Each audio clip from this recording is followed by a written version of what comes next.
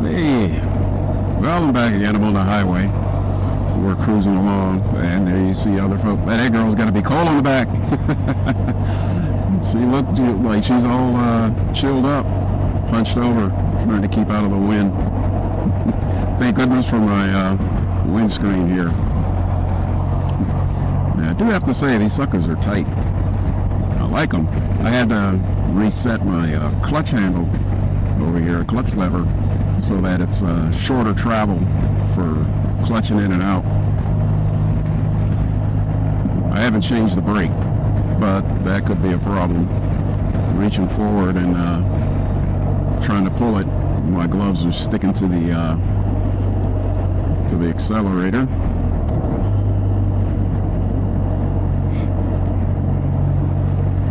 That can be a problem. So if you get new gloves, try and break them in as much as you can. Short rides, rub them together, whatever, get them, used to being on the grips. I've had this with every pair of new gloves I've ever gotten. One thing you have to say about these gloves, as opposed to gauntlets, gauntlets are nice because they cover your forearms a bit, but gauntlets are really thick.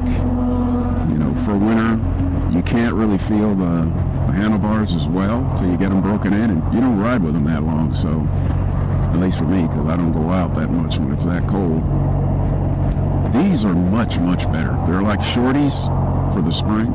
They still keep my hands warm. Like I said, it's 11 now. Went up a whole degree since I got on the bike.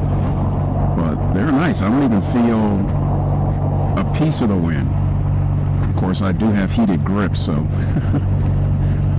I'm cheating. Heated grips and a heated seat.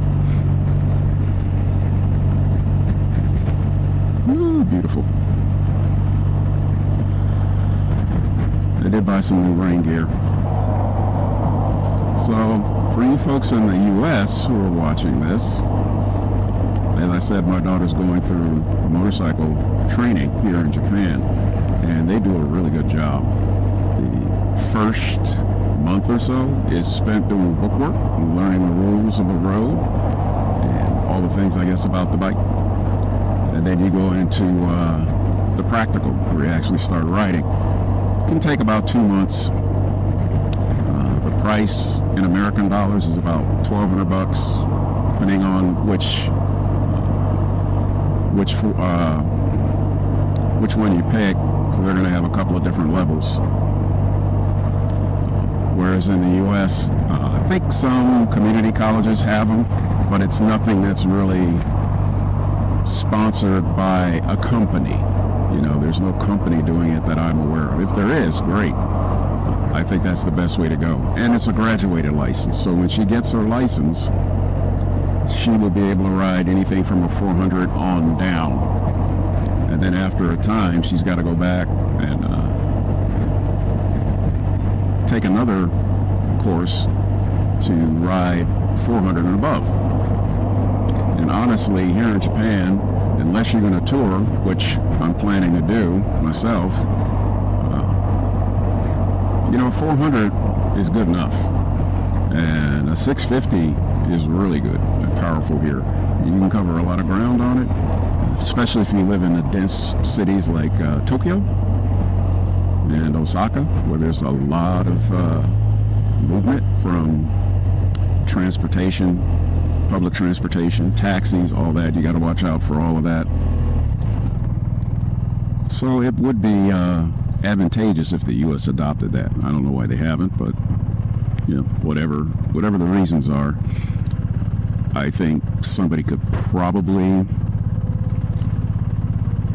make a good living doing that in a large city.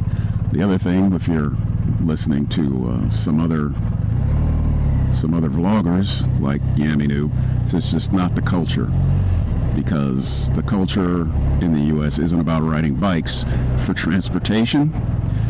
It's about riding bikes for fun. Here and in most other Asian countries, especially Southeast Asian countries, man, that's a great mode of transportation. They're fuel efficient. They don't take up much space on the road. Usually easy to park. And you don't need that big of a bike. Most are running 250s. maybe 400s. The market for Honda and Yamaha is pretty strong in those areas. Even small Groms and scooters, you know, it beats walking and sitting on a packed bus. You got some freedom to do what you need to do and go the places you want to go. I enjoy it because it's fun to ride. Of course, you got to deal with the weather. There's negatives to everything, but you do need to pay close attention to what's going on around you and what you're doing, because a lot of accidents by motorcyclists are caused by the motorcyclists themselves. Not paying attention, going too fast, drinking when they shouldn't be. Also, not taking care of your bike can cause you a myriad of problems, and you spend a lot of time taking care of your bike because you're only on two wheels, so you want to make sure those tires are up to snuff, your brakes are good, your shocks are good, you know, do a quick walk around on the bike, look for anything under it like a leak or something. And practice, practice, practice. It's the more you ride, the more comfortable you are, and every time you ride, you practice your skills.